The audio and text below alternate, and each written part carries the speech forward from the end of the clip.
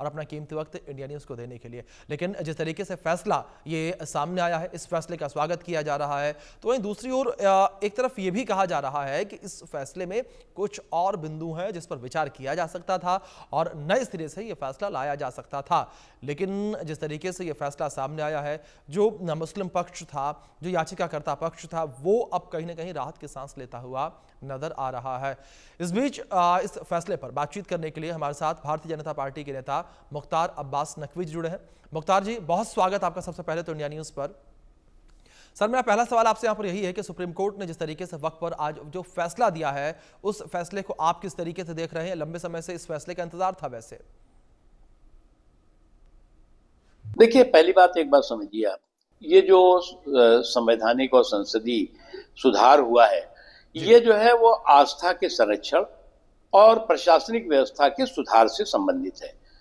अब अफसोस की बात है कि कुछ लोग जो है वो वक्त के पूरे सिस्टम को उन्होंने टचमीनाट बना दिया था, और ये वो लोग हैं, ये ऐसी लूट की लंपट लाबी है जो कि वक्त सिस्टम में लूट की का लीगल लाइसेंस चाहती थी जी। और उस लीगल लाइसेंस की नाकेबंदी हो गई, तालाबंदी हो गई, तो इस तरह की लूट की लंपट लाबी लामबंद हो गई और उसने जो है वो इस पूरे के पूरे जो संवैधानिक सुधार है उस पर सांप्रदायिक प्रहार करने का एक हंगामा और हुड़दंग शुरू कर दिया।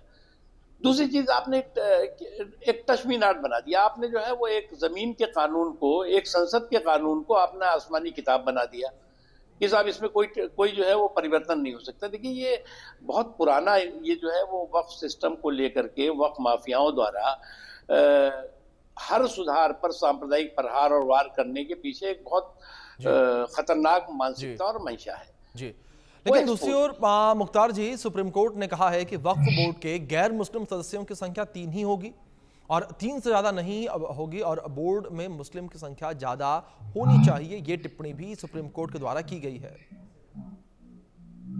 देखिए, एक चीज आप समझिए, ये जो वक्फ का जो प्रशासनिक सिस्टम है, पहली बात तो इससे धार्मिक कोई मतलब नहीं है, ये प्रशासनिक व्यवस्था है।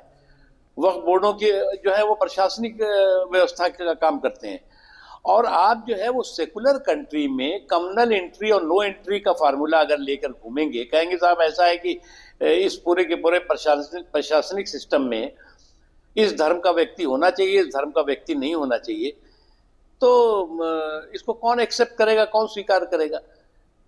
और इसलिए मैं मानता हूं कि ये जो लूट की लंपट लाबी की लामबंदी है वो शुद्ध रूप से इसलिए है कि पूरे के पूरे वक्फ सिस्टम के पर लूट के छूट की लीगल लाइसेंस चाहती थी और लीगल लाइसेंस की बहाली चाहती है।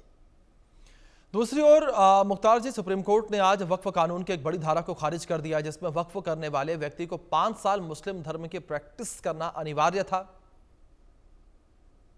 देखिए, सुप्रीम कोर्ट को संसद के किसी भी कानून का स्क्रूटनी करने का अधिकार है जी। अब उन्होंने जो भी इस पे फैसले दिए हैं, जो भी उनकी टिप्पणी है, उस पर सरकार उसका अध्ययन करेगी और उसमें क्या करना है आगे करेगी। ठीक है, लेकिन दूसरी ओर सुप्रीम कोर्ट ने यह भी साफ कर दिया कि वक्फ कानून जारी रहेंगे और उनको खारिज नहीं करेगी सुप्रीम कोर्ट।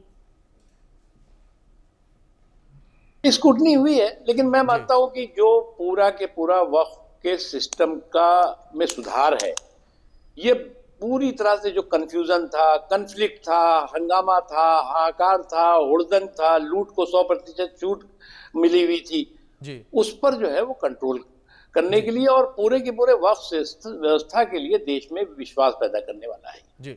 दूसरी ओर मुख्तार जी, पहले वक्फ बिल पर जेपीसी में चर्चा हुई और जेपीसी के सुझावों को बिल में शामिल करके बिल पारित हुआ और अब सुप्रीम कोर्ट ने भी वक्फ कानून पर मोहर लगा दी है। ज्वाइंट पार्लियामेंट्री कमेटी अपने आप में बहुत देर तक स्क्रूटनी करती है, जो भी इसके स्टेक होल्डर्स हैं उनकी अपनी राय लेती है, उसमें उसके जो भी सुझाव आते हैं उसका सम्मिलित करती है, फिर पार्लियामेंट में चर्चा होती है। तो वो मैं मानता हूँ कि स्क्रूटनी के बाद जो है वो मैं मानता हूँ ये तमाम जो मंथन है, मंथन के बाद जो है वो अमृत निकला है। दूसरी ओर मुख्तार जी, क्या आपको लगता है कि जो सभी आशंकाएं थी, कंफ्यूजन्स बनी हुई थी वक्फ को लेकर, वो दूर हो चुकी हैं अब लोगों के बीच से? डाउट उनका जो है वो खानदानी और उनके जो है पैदाइशी डाउट वाले लोग हैं, छोड़ो उनका डाउट। जी, चलिए ठीक है, बहुत शुक्रिया सर आपका जुड़ने के लिए और अपना कीमती वक्त इंडिया न्यूज़ को देने के लिए।